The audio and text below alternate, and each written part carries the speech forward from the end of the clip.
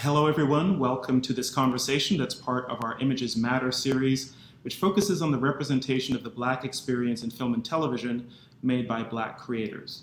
I'm Cameron Bailey, I'm the co-head and artistic director at TIFF, and I want to thank you for joining us.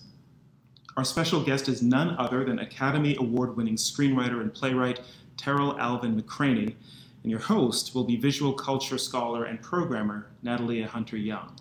This conversation was pre-recorded and is the last event for the summer. We're getting ready to bring you this year's Toronto International Film Festival in September. Thank you so much for joining us since March for our Stay-at-Home Cinema series and since June for our Images Matter conversations. And we hope you'll look out for us again in September. We'll have more great screenings, events, and conversations for you. Before I hand it over to Nataleah, a few shout-outs. We're on Indigenous land, and I'd like to acknowledge that. And I'd also like to acknowledge Indigenous storytellers from coast to coast to coast. We want to thank the frontline workers who've been working to keep us safe, healthy, and fed since March. We also want to thank our government partners, the Government of Canada, the Government of Ontario, and the City of Toronto, who have been supporters of TIFF for a long time. Big thanks also to our corporate partners, our lead sponsor, Bell, our major sponsors, RBC, L'Oréal Paris, and Visa. And thanks to the donors and members who have been supporting us, especially in this very challenging time. And now, our host. Nataleah Hunter-Young is a writer, film programmer, and PhD candidate. She's been part of the programming team here at TIFF, also at the Hot Docs Documentary Festival and the Durban Film Festival in South Africa. She's completing a doctorate on the social and cultural impacts of social media videos documenting anti-Black police brutality and their representations in contemporary art.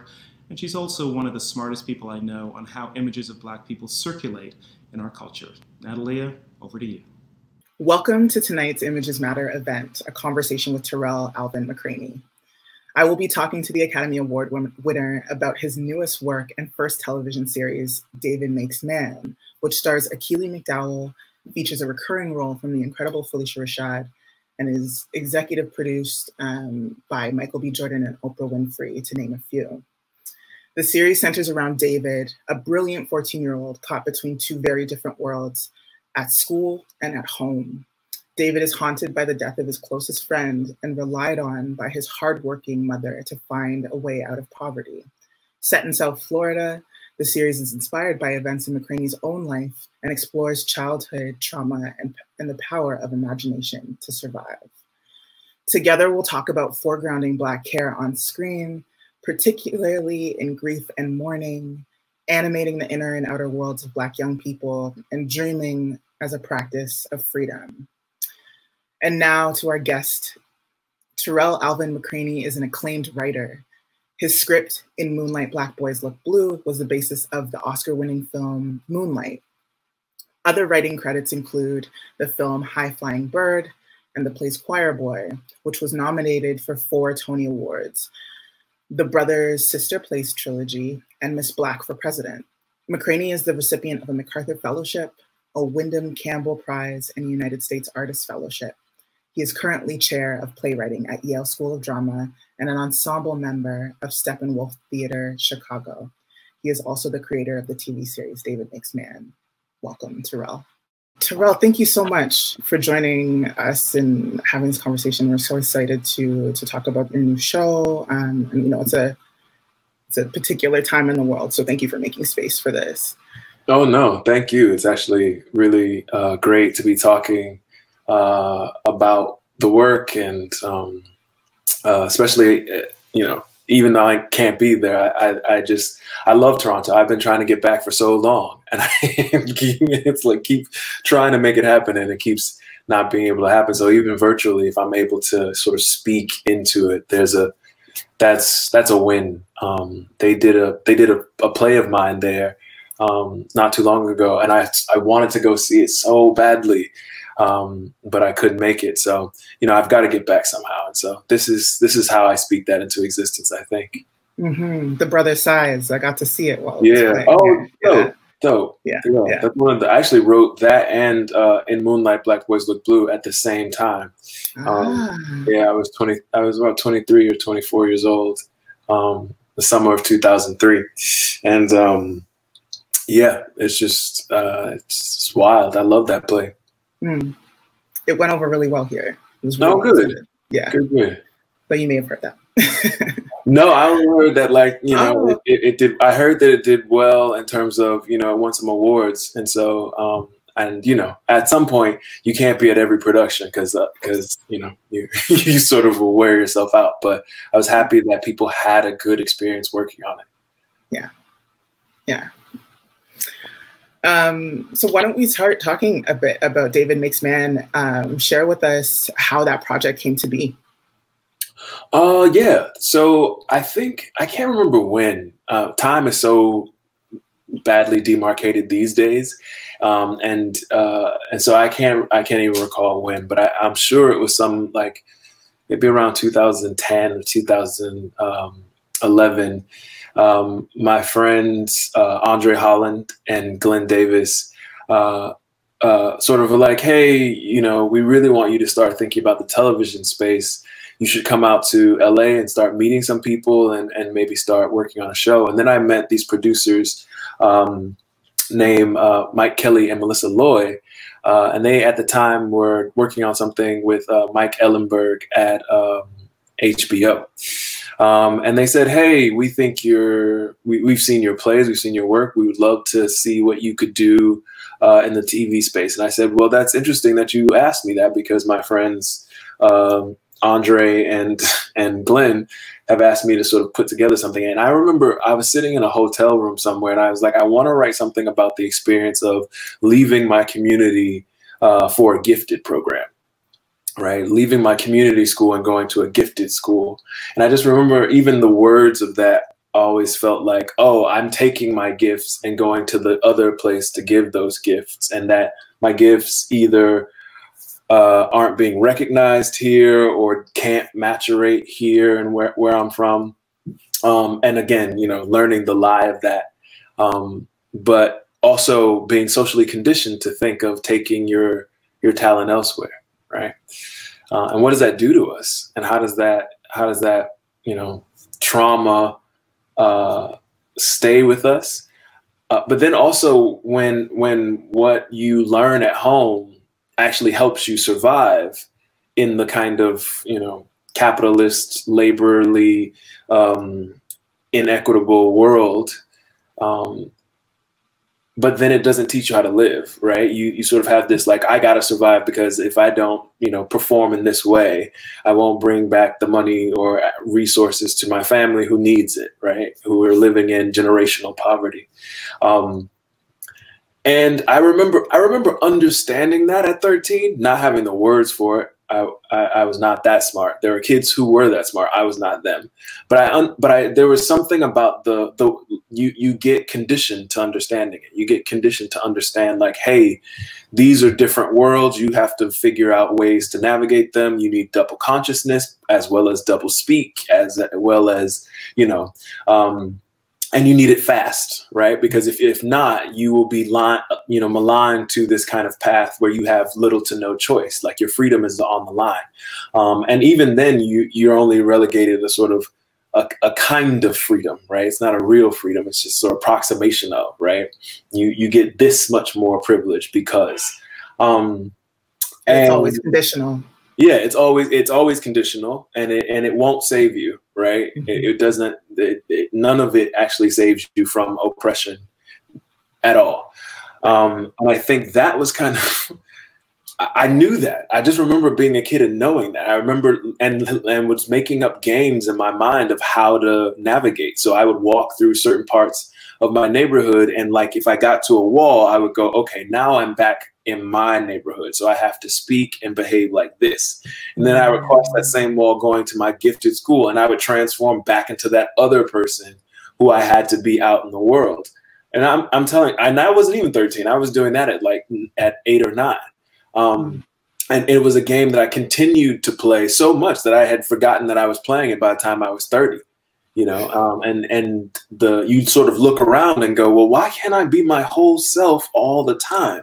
Like, why am I being asked? And then you have to look at those moments where you're being asked to bifurcate who you are, or not even just in half. I mean, in multiple ways. You sort of split yourself up like Voldemort, and you can't find the pieces of you, right? And I think that was the start of the show.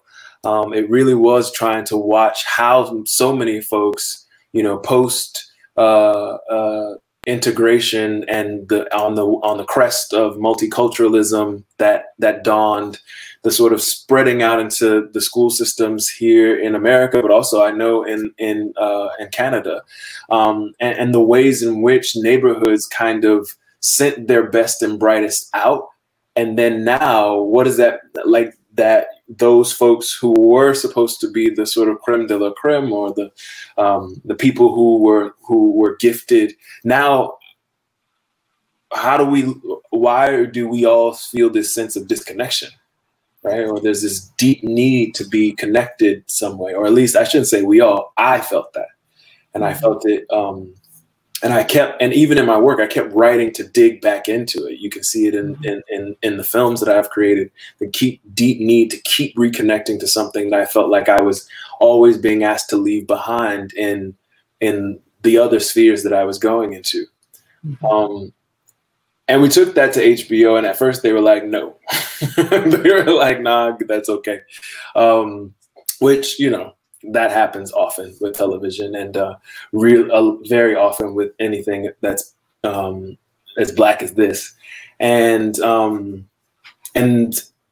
we then went to, but they were good enough. We sort of said, hey, you don't want this. Can we take this somewhere else? And they were good enough to be like, yeah, sure. And then we ended up at Warner Brothers, and Warner Brothers really just believed in it and wanted us to share it with everybody.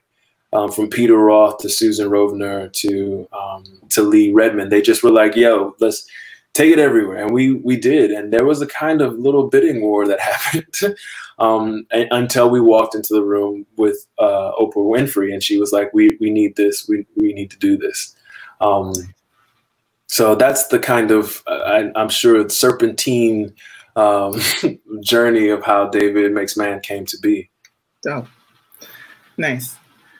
I mean, moving from, this was your first TV series, as you spoke about, and so moving from the stage to the screen to TV, what have you found in that journey? And what about making this story episodic? Like, what did that allow you to access, and what did that allow you to do? Well, the reason this needed to be episodic had lots to do with because I definitely didn't have a kind of singular answer or singular question or single question, right? I think there wasn't one thing. Well, with Moonlight, I was after something which was steeped in a kind of loneliness, right? A kind of longingness. And how you can know the trajectory of yourself, but still be kind of unfamiliar with it. There was something specific about that journey that I want to talk about. And with this, though it was there are specific topics. Ultimately, I'm really trying to look at the moment. Like when are those moments that add up to make us how many ways has David made himself into the man that he is today? And is there anything he can do about that? Right? Is it just, that's what happened. These are the things that made you who you are. And it becomes you get more interested in it the deeper you dive. And so it just got hot. It never sort of wrapped itself up. It never sort of said, oh, okay, now that's put to bed. Or it never got to a place where it's like, wow, that's a question I can just chew on that one question. It was like, well, there is like, what is he born with? What was he nurtured to see? Does he need that? How many of those does he need? Who's the competition? Does that affect who he's talking to? All of those stimuli sort of became really interesting and necessary for us to engage. I will say on the second part of your question, which is about the movement from stage to screen to stream, right, or to television. It's been interesting because for a long time I sort of thought, well, all of those are great, but they'll never be the community that I have in the theater. And that just has radically shifted, you know, since I graduated from grad school. Like you can absolutely have that sense of community in making all art platforms at this point in a way that, you know, you just couldn't 15, 20 years ago. So I feel, you know, I feel equally yoked, even though, you know, there are certain things that change. There are things, you know, there are always the practicals that shift and change, but I can still work with people who I love, who I know care about the work, who I know love the work and are interested in these voices and these stories over and over again. And on different things, right? And it not be sort of a problem. And that's thrilling to me. For me watching, I could see the stage, I could see the cinema, I could see how all of those things folded into what you brought to the storytelling in David Makes Man. Yeah. So it was really beautiful to know that behind that is community that allows you to move through those spaces. For sure. And makes that possible. Why don't we watch one clip from David Makes Man? Okay. I asked you to go home, man, straight home. Man, Willie Garrett was talking shit. Jonathan, what if I was late? What if you had busted his lip or even the police had come around and caught you dusting? Then what? Man, Raina's got your back, though. Nigga, Rainin ain't with nobody, man. He may talk like he running shit for Sky, but don't believe it, JG. Hey, you gotta learn to look people in their eyes when they talk. Stop listening to their mouth and look in their eyes, man.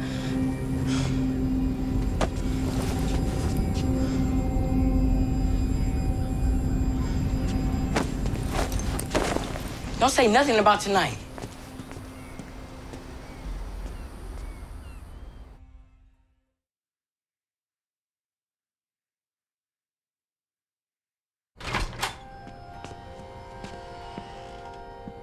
Well, hey. Hey, mama. Hey, baby Jack. Why you look like that? He was dirt diving Willie Derrick when I walked up on him. Watch out, JG. Was he fighting? It was me fighting. What? Who? Me and Sharon, we got into it. The principal said she called. You lying? No, ma'am. You lying to me. I don't lie to you, ma'am.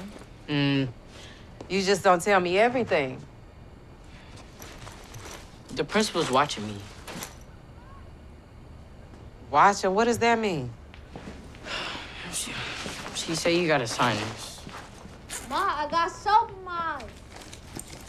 It's washing dirt. That's why it hurt, baby. Just use the water.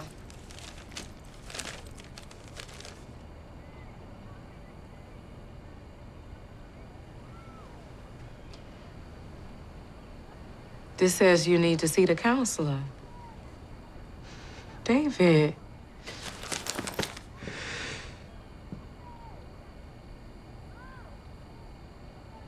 What'd she say?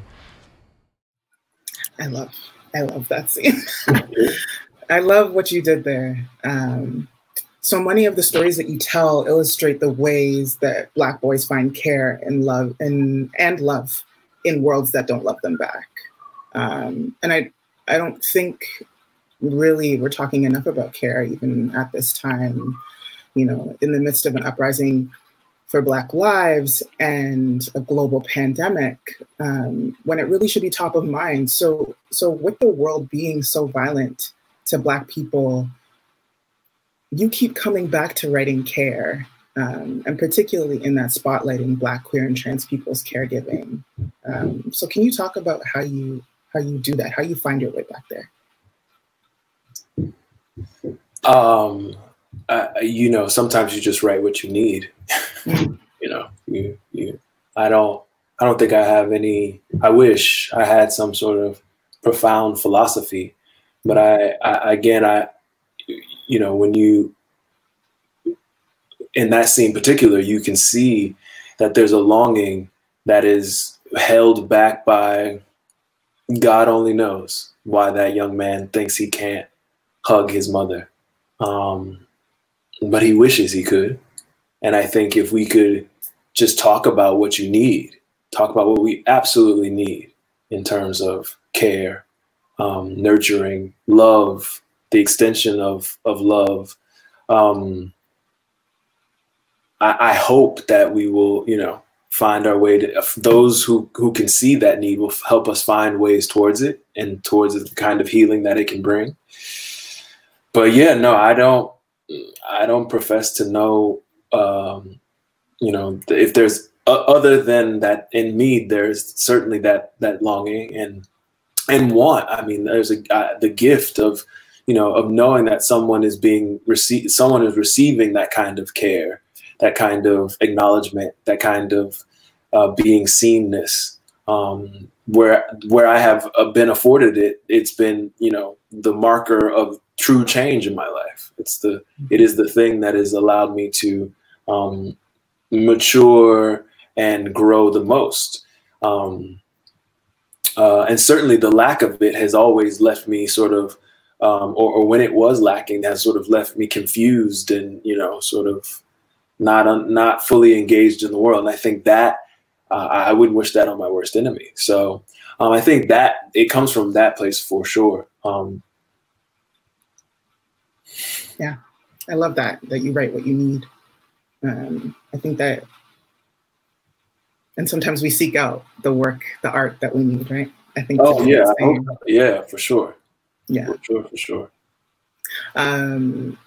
The show, among many things, is also a long study on grief and grieving and mourning, which we know doesn't always appear as sadness. And I think that there's a lot of, I certainly felt a lot of grief in Moonlight also, and I've heard you talk about it in those terms too, not just in regards to Juan's death, but also in Chiron's longing, right, which you spoke to earlier. And so I just don't find a lot that representations of Black life give space to the mourning that we're actually so constantly weighted by. And so I wonder, like, why give the space and attention to Black grief and mourning in the way that you do? I mean, again, it goes back to what we were just talking about, which is like, you know, the need for the space is the thing, right? Because first of all, I love the way you posited it and clear, and I don't know your life, but as a person who recognizes that grief, Black grief particularly, is kind of ongoing and has been in this hemisphere for 500 years. There's a kind of, you know, it's sort of always there, and it doesn't always make its way up in tears or in sadness. You know, my mother died in 2003. And so how many was that, 17 years? Yeah. Yeah. So 17 years ago yesterday. And that I wasn't sure. I feel a sadness, but I just remember laughing all yesterday because she did this thing where she would, like, you know how like kids will be like, yo mama did X, and to each other. And of course, like, you would do it to your brothers and sisters, and it made no sense because you had the same parents. So most of the time, sometimes you didn't have the same parents, but you know, you would have one parent that was the same. And so I remember I said something to my brother like, yo mama did X, and my mom was like, bitch, yo mama. And I was like, she was so funny. Fam. Like, and I just laughed. I just walked around laughing at that, like replaying that and laughing about it, like at least for 4 hours. And I know people must have thought I was crazy, and that's fine. You know, that's okay. But you know, that is what grief is to me. That's me grieving, right? That's me grieving. And you see David, young David, engaged in a sense of grief, in that he's trying to recreate the world or a friendship that had helped him see the world in different ways. And sometimes that friendship smiled. Sometimes that friendship was tough love on them. sometimes, and then there gets to be a point where you will remember that they weren't in this situation that you're in. And they didn't have a chance to be in that situation with you or around you. And I think that's the hardest part about losing folks who are early in their life, because it gets harder for us to rekindle how they would have reacted. And when my grandfather passed away at 80, it felt, I was sad, of course, but I had seen my grandfather through so many things, and I knew, and he had written down so much and told me about so much that I was like, oh, well, in this situation, my grandfather would have reacted in that way. So I felt like I had a piece of him to keep going with. But when lives are cut short, when lives are taken in what we deem as short and radical ways, we long for those moments of how do I create them being here with us. And there must be space for that, the psychic energy to do that. But, I think Black people particularly have to spend so much of that same space fighting off systemic racism in even the most minute things, that we then get frustrated because we're like, we can't even mourn the loss of the people we love without having to also, right? And I think we don't talk enough about that. We don't talk enough about that we need, that if we could just get a little space to be human, right? If we get a little space to connect to that spiritual portion of us, that doesn't have to just isn't about paying taxes or being right or wrong. We might be better, right, to and for ourselves, but we can't because we're, again, like, anecdotally, I was laughing about this thing with my mother in my head, with the bitch yo mama in my head. And I was also at the same time about to start a run outside. And I was like, oh shit, I better not start laughing to myself outside because someone will think this Black man has is a problem somehow.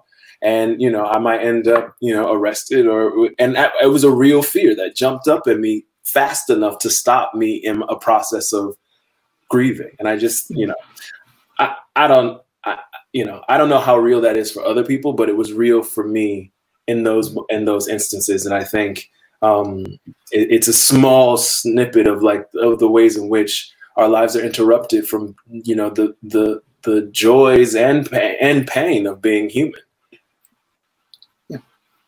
Yeah, absolutely. I think you represent that so beautifully in David Makes Man, and sort of that the tangible, the materiality that of the experience for David, who is constantly haunted by Sky, the father figure that he's lost, and then again the outside look that sees him somewhere else and doesn't understand and can't figure it out.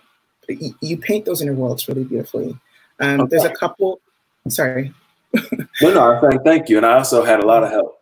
Like, we had a great, the writers in the writers' room were instrumental in making that world happen. Particularly our showrunner D. Harris Lawrence. She made sure we had, the voices of Black women, particularly in the room, to help shape out what that interiority looks like, not just for David, but for, that world. Because David gets that inner workings from somewhere. And Sky wasn't in his life long enough for him to sort of get it. So it must come from somewhere. And we realize, especially looking at, when you look at more episodes, that he gets it from his mother. He gets his survival and the ways of which he employs his imagination from the ways in which she cunningly uses it to navigate the world. Right. Let's watch 2 more clips and then keep on with that same train of thought. You're not gonna tell me what your name is?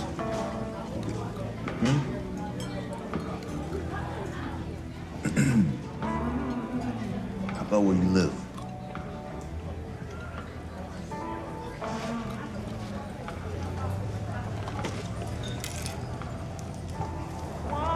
I gotta get you home, little man.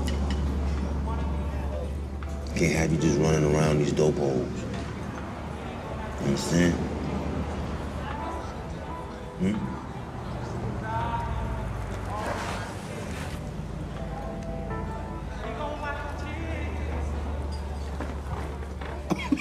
Hey, my bad. Oh, man, I ain't gonna do you like that. Hey, man, I apologize, all right?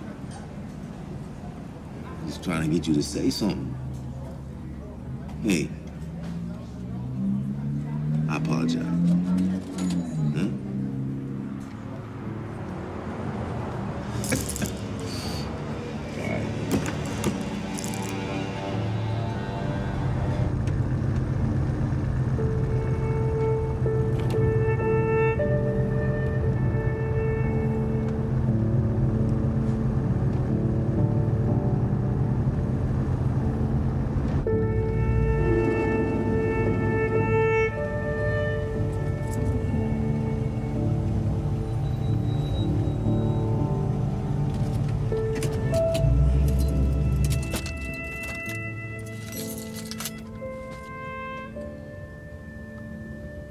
All right. You hard right now. Until my girl come get you, though. She gonna make you talk.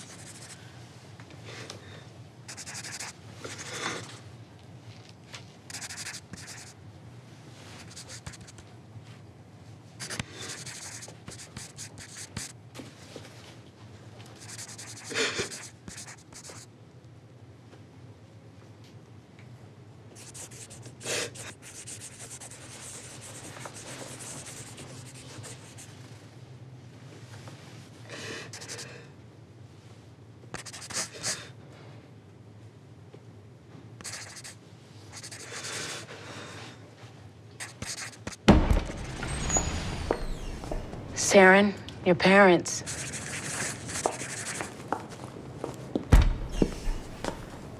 I cannot believe you two. Wait till your stepdaddy hears about this.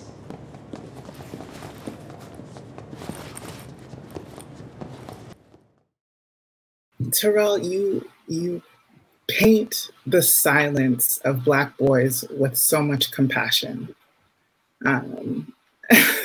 Right. Listen, I can't take I can take the credit in bringing these people into the room and giving them some of the ideas to do it. But, you know, in both of those, again, it's down to community, and you really just want to make sure you're in the room with people who get and understand, you know, what that is. And, you know, Barry Jenkins, long before I came into his life, and I'm sure, you know, long after, you know, is adept at sort of really making sure that the sight and sound of the world is alive. You know, even in the way that him and James, you know, bring the camera in closer to that conversation, shows you that, like, you know, there is a kind of constant pressure and tension, which we never see with, you know, from Juan on Little, of like, you're not giving me nothing back, but I'm going to pour all this love on you for as long as I can, right? Yeah. And I think that's what makes those scenes so heartbreaking, is not the sadness in it, but like, when do we see just constant care like that? Yeah. You know, consistent and, you know, even and, you know, with jokingly, teasingly, earnestly, nurture, just love, right? And I think, you know, Michael Francis Williams, who directed that episode of David Makes Man, you know, just was really interested and you know, we had a long conversation about these young men, you know, and Akili, and who plays David, and Nathaniel, who plays Saren, they do love each other. They were the best friends before we even cast them. They met at a casting and just got along. And so, you know, while they were sitting there, they were weighing what it meant for them to have just found so much violence between each other, and knowing that they didn't mean it and didn't really have the words to say how or why, but know they needed to communicate something between them. And so for me, it just became this moment of really going, hey, you know, there's a connectivity and a love that happens that we cannot see. And can we see that? Can we illustrate that in a way that everybody gets, but that also, and that may feel fantastic, you know, but also will cut to the heart of all of us who know what it's like to need to pass someone a note, right? We need the need to do it. The tension be damned. You need someone to get and understand what's happening. And I think it was just, again, it's one of those moments where, like, for the rest of my life, I will work with all of those people because they understand that. They understand that sometimes we are merely holding up in the space things that we have longed for. And we must do it as vulnerably and as truthfully as we can. And I thank God that I was lucky enough and blessed enough to be working with folks who not only got it, but put themselves in the kind of vulnerability to do it. Mm-hmm. It does something to you to watch, certainly. Also, this presumption of like the generosity that is read into the silent moments, right? This person needs love and care, or this person is trying to work it out for themselves. This person is navigating several worlds. This person is, you know, it's that, and often the silence of Black boys is criminalized, right? Almost immediately, right? And that perception is also picked up in the show, how the unkind gaze kind of picks up in response to that silence. Yeah. Go ahead. Yeah. No, I agree. I mean, that's, and again, it stops you from, you know, we don't know what it is that makes Juan able to pick up on the need that Little has. But we know that it is an outlier, right? That it is not what Little is used to. And that we know that the bond that Saren and David have is not common, but they are somehow able to still, even after this sort of fissure in their relationship, give to each other. And I think the word that you hit, and I think we so often aren't even given, but is the generosity of and the humanity amongst Black folk, male, female, and non-binary, like all the spectrum. There's that the ability for us to be that generous to ourselves is often not. We often don't aim a camera at it. And I think it's just important that we, like you said, name that, because more often than not, we aim a camera at ways in which we are not generous to ourselves. We aim a camera. And again, those moments must be, you know, we must live, we must show life, and we must be true. But there must be balance as well. Right. You spoke earlier to grief, and particularly around David not having known Sky long enough to project him as far as he would like to into the future, and to give his insights on life to come. But you also pull from memories, let's call them memories that David has never been physically present to have. And so when folks watch the show here, they'll see how you pull in African-American history and through these jumps in time and across space, and how you stop time at moments through through the series to tell something in particular. And just, can you talk about your use of time in that way, and also like what that allowed you to do? Well, again, one of the things that that you brought up that I think is really important is that we don't talk about people's interiority and what's happening inside of them, right? And that silence, because someone is silent, we often go, something's up, there's doing something wrong, rather than just like either thinking about a sandwich or trying to like, you know, or trying to get themselves together, or trying to put these worlds that may be colliding into some sort of make it of a piece for them so that they can survive. And we don't offer space for that calibration, right? And so what it does is, and when I say we, I think societally, we pressure folks to be thinking of the next move all the time. It's the thing that Sky says, stay ready so you don't have to get ready. Well, staying ready means that you can't be in the now, right? Because you're always ready for what's coming rather than what is actually happening in front of you. And I really wanted to explore the double-edged sword of that. The like, I'm always on, I'm a survivor. I think 2 steps ahead and 4 steps behind, and I can see it coming down the street. So I'm ready for it. And I'm going to pivot this way. When sometimes a tree will fall in front of you, because that is life and the chaos of life. And we go, oh, I really wasn't prepared, because I was so busy focusing on that thing over there. Or I can't enjoy this moment where the breeze is happening right now because I never predicted it. And so it's not a part of my plan. And I wanted to show how the ability to, as you said, bend, stop, arrest, engage, time, present, is with us in our imagination. And especially with young, bright students like David, like Marissa, like Tare, like Saren, they all have this ability to go inside themselves and pull out things they are connected to, but they're so often not given the time to do it.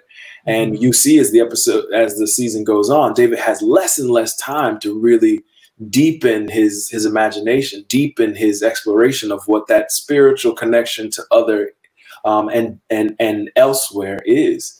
So much so that he, because he's thinking about, well, I got to make sure JG doesn't get into this fight, and I got to make sure that, Rainin is doing X. And so the physical materialized world becomes so chaotic and so much the focus that the deepening of love, the deepening of fantasy, the deepening of desire, the deepening of fear, of facing fears, of fun, of humor, become sort of truncated.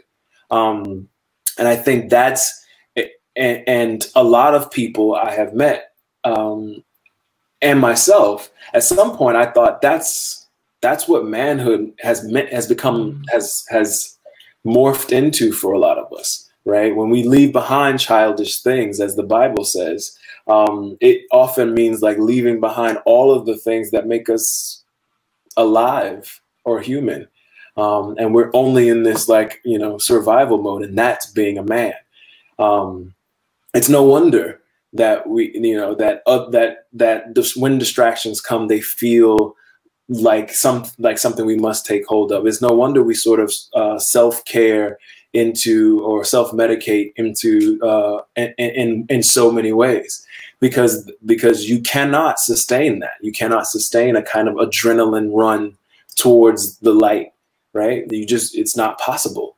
Humans are hunter-gatherers, sure, but that means we hunt sometimes. Sometimes we walk over by a tree, we gather here, you know what I mean? And that is the sort of ambling of life. But if you're on a sort of tear all the time, your body and mind and spirit will wear out. And I just wanted to explore what that meant. And how do we stop? How do we get off of it? And also to presume that at 14, David has access to all of that, which I love, and I totally believe. Like, I absolutely believe that. I was so fantastical at 14, but it.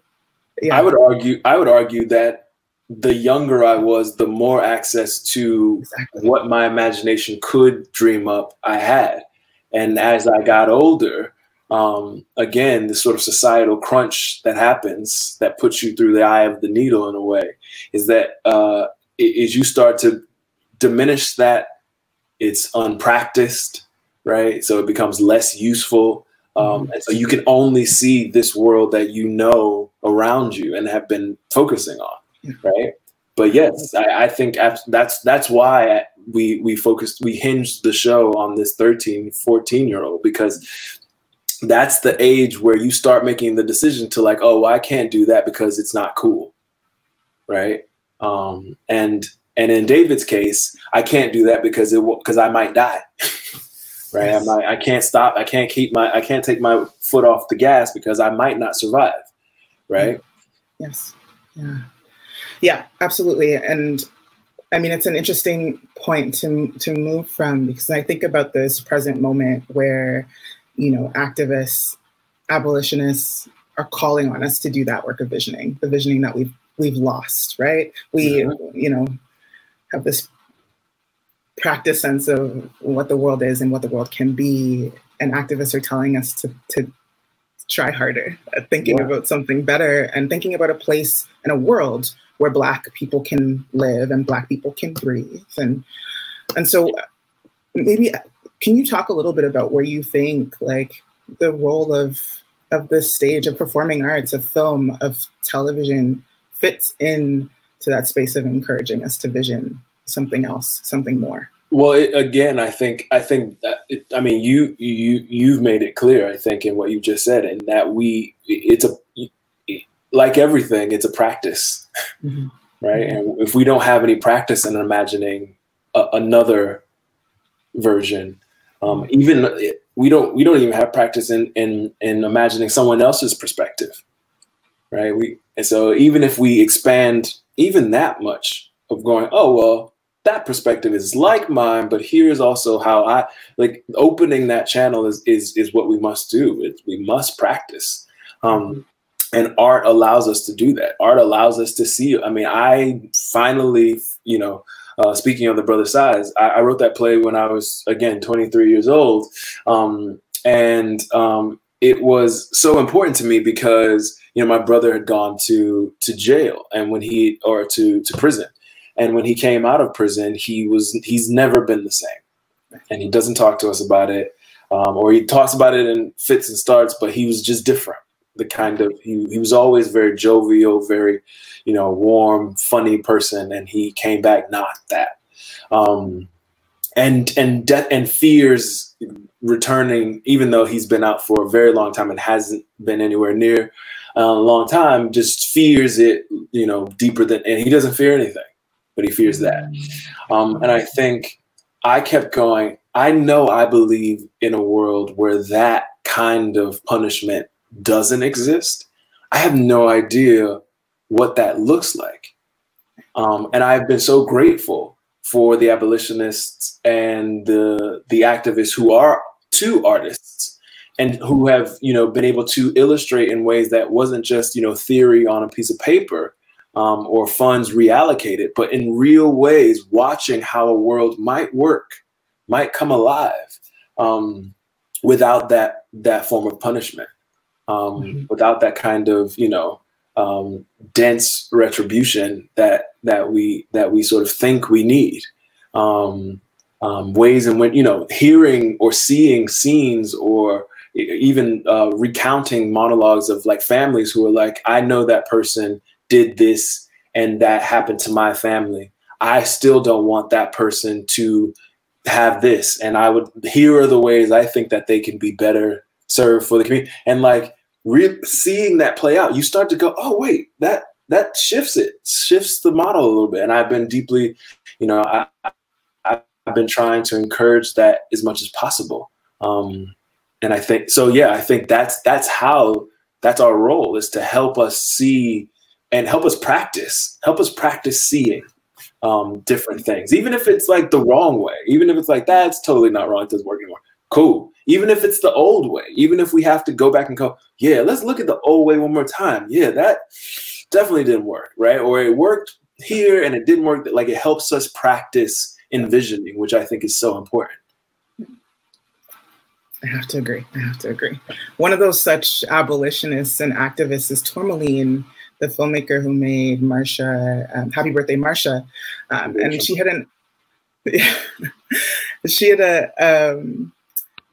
an essay in Vogue a few weeks back where she was talking about freedom dreaming and the practice of freedom dreaming. Just reading like one of the sentences.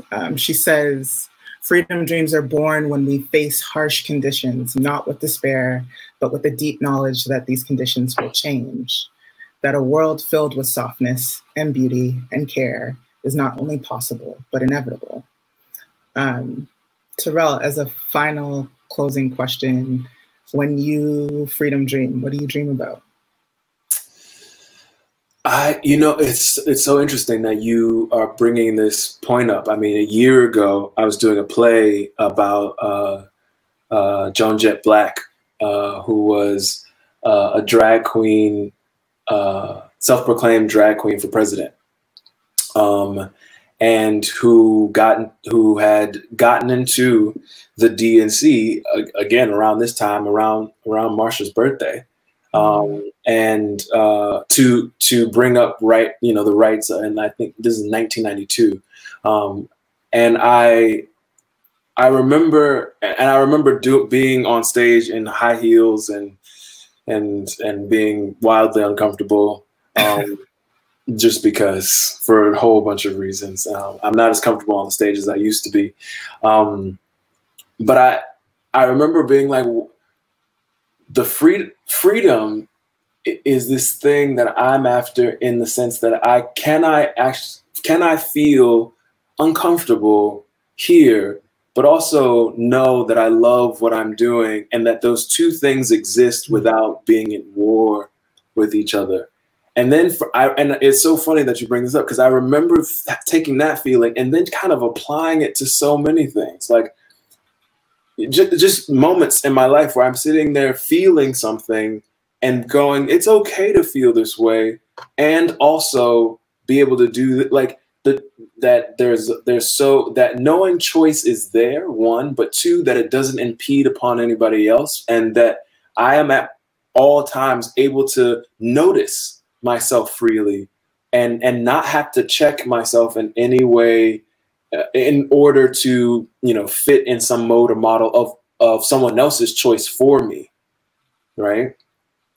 Now I know that doesn't sound very profound, and I'm sorry, but it's something absolutely does. It is the small grain of sand, it is the mustard seed that is like working on my spirit, because I continuously go back to this thing of like, wait, am I actually choosing this, or has this been chosen for me?